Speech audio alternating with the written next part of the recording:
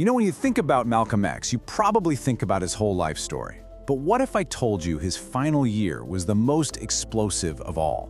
We're talking about a time of huge change that, well, it ended with his public murder and kicked off this search for the truth that, believe it or not, is still going on right now. All right, so let's set the scene. The story of how it all ended. It starts right here. It's February 21st, 1965. We're at the Audubon Ballroom in Manhattan. Malcolm X is just about to get up and speak to his brand new group, the Organization of Afro-American Unity. And this place is packed. 400 people, including his wife and kids. You could just feel the tension in the air. I mean, it was thick. And take a look at this. This picture, this is the stage right after all the chaos unfolded. See those circles? Those are marking the bullet holes.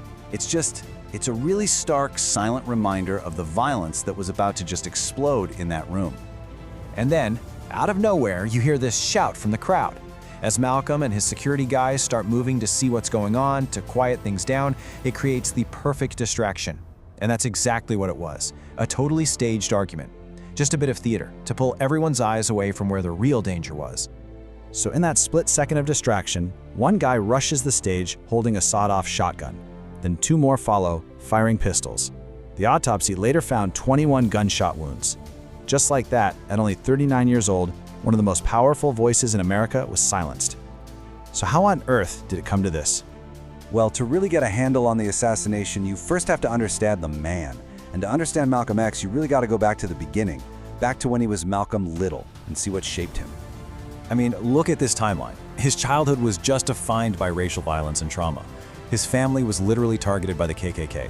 His father was killed, and the family was convinced it was a hate crime.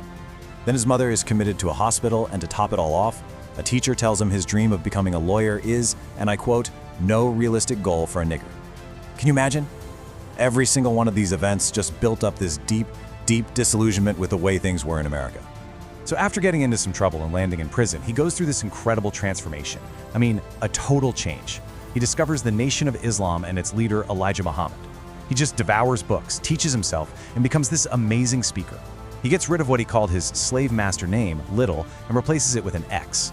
That X was powerful. It stood for the unknown African name that was stolen from his family. He walked out of prison a completely new man, Malcolm X. But here's the crazy part. The very group that gave him his platform, his voice, they would become his biggest enemy.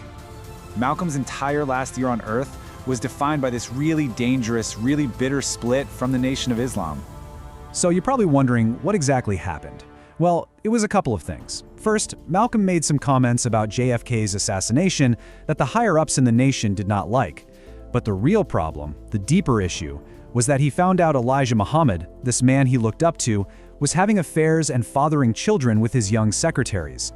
For Malcolm to leave and then talk about this publicly, well, to the Nation of Islam, that was the ultimate act of betrayal. And the payback? Oh, it was fast and it was brutal. We're not just talking about angry words here. These were real, escalating threats. First, an order goes out to bomb his car. Then the organization sues to kick him and his family out of their house. And then get this, just 1 week before he was assassinated, his house is firebombed in the middle of the night, while his wife and kids were sleeping inside. And it wasn't just behind the scenes. The language they were using in the nation's own newspaper was crystal clear. This quote right here, from a guy named Louis X, you probably know him better as Louis Farrakhan, was printed just 2 months before the murder. Such a man as Malcolm is worthy of death. I mean, that's a chillingly public statement. It really laid the groundwork for what was about to happen. And Malcolm, he knew.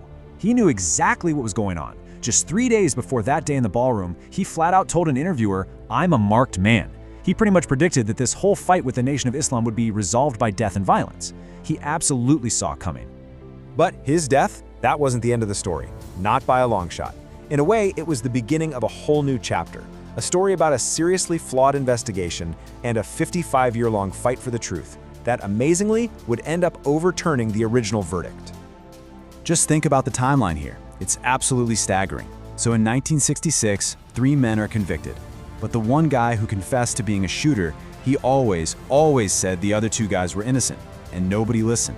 For decades, it wasn't until a Netflix series in 2020 that the DA's office finally decided to take another look. And the result?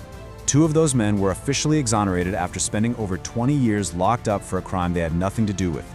It's just a crazy reminder of how wrong the system can get it. And to acknowledge that huge injustice, New York City and the state ended up paying out $36 million. That money went to Mohammed Abdul Aziz and to the family of Khalil Islam, who tragically died back in 2009, long before his name was ever cleared. So why were people so skeptical about the official story for all those years? Well, it wasn't just the confessed shooter saying the others were innocent. A lot of questions have always swirled around law enforcement's role. For one, the FBI was actively spying on Malcolm X as part of its COINTELPRO program, which was all about messing with civil rights groups.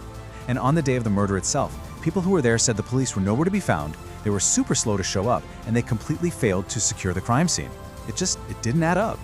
So you take all of this, the murder itself, the wrongful convictions, all these unanswered questions, and it all feeds into this legacy that is just as complex and controversial today as it was way back in 1965. I mean, just look at the reaction to his death. It shows you how divided people were. On one hand, you have someone like Martin Luther King Jr., who didn't agree with his tactics but said he had a great ability to point out the root of the problem. But then you have the New York Times calling him a twisted man who turned his gifts to evil purpose. He was, and he still is, an incredibly polarizing figure. But for his own community, the way they felt was captured perfectly by the actor Ossie Davis in his eulogy. To them, he wasn't some hateful figure. He was their shining black prince who didn't hesitate to die because he loved us so. That quote just shows you the incredible love and respect people had for him and what a massive loss his death really was. And believe it or not, this search for answers is still going on, right now. His family has filed a $100 million lawsuit against the NYPD, the CIA, and the FBI. And their claim is huge. They're alleging that these agencies knew the assassination plot was in the works, and they didn't just fail to stop it, they actively hid the evidence for decades. So let's recap where we are today. 2 men who were convicted are now free, their names cleared. But at least 4 other people who were named as conspirators were never even charged. The family is suing the government, claiming a massive cover-up. After all these decades, this isn't just some dusty history lesson. It is an active, ongoing search for justice. And it leaves us right back where we started, with that one massive, unanswered question. Who was really responsible for the death of Malcolm X?